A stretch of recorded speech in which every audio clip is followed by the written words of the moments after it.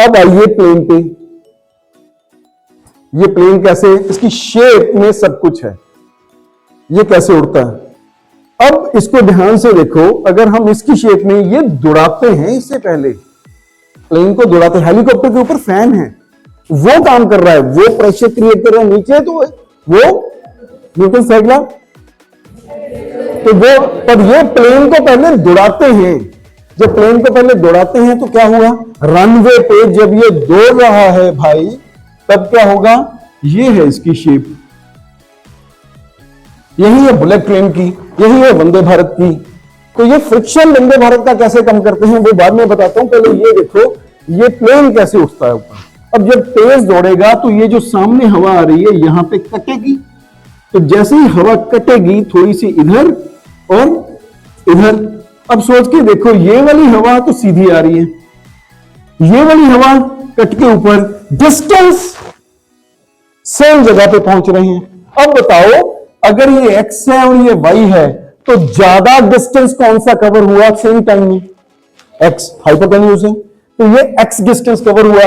That means अगर ये हवा सेम टाइम में ज्यादा डिस्टेंस कवर कर रही है, ये सेम टाइम में कम डिस्टेंस कवर कर रही है, तो स्पीड किसकी ज्यादा हुई, एक्स वाली की।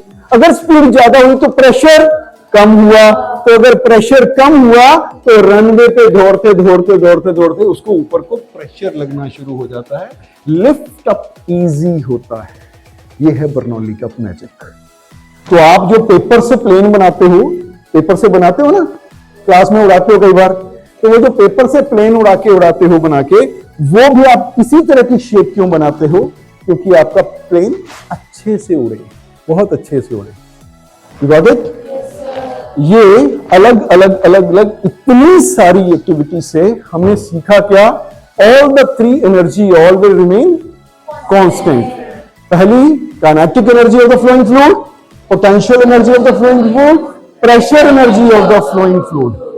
तो हमने 11 डिफरेंट डेफिनेशंस उसकी बोली थी बर्नौली की। पहली बोलो, the sum of kinetic energy, potential energy and pressure energy is always the sum of kinetic energy per unit mass,